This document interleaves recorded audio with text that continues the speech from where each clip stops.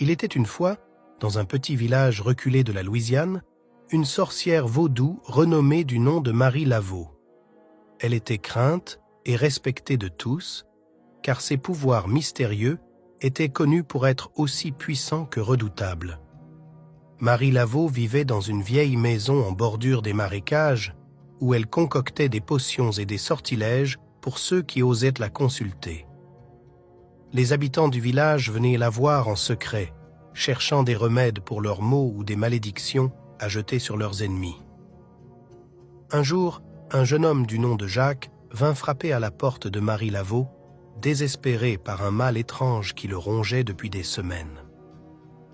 La sorcière vaudou l'accueillit dans sa demeure sombre et enfumée, et après avoir examiné Jacques, elle lui annonça qu'il était victime d'un sort lancé par un ennemi jaloux de sa réussite.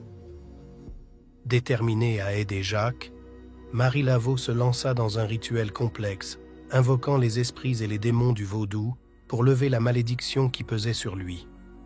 La nuit était tombée lorsque le rituel prit fin, et Jacques sentit un soulagement immédiat, comme si un poids invisible avait été levé de ses épaules. Reconnaissant envers la sorcière vaudou, Jacques promit de lui rendre service en retour, ignorant les avertissements des villageois qui lui conseillaient de se méfier de Marie Laveau. Mais le jeune homme était aveuglé par sa gratitude envers la sorcière, et il se mit à l'assister dans ses rituels et ses potions, fasciné par le pouvoir mystérieux qui émanait d'elle. Cependant, au fil du temps, Jacques commença à remarquer des choses étranges et inquiétantes autour de Marie Laveau. Des ombres sinistres semblèrent la suivre partout où elle allait, et ses yeux brillaient d'une lueur maléfique lorsqu'elle était plongée dans ses rituels les plus sombres.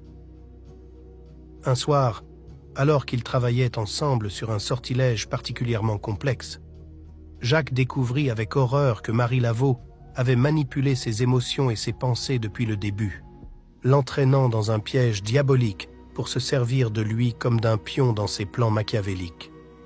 Pris de panique, Jacques tenta de s'échapper de la maison de la sorcière vaudou, mais il se retrouva piégé dans un tourbillon de magie noire et de malédictions lancées par Marie Laveau.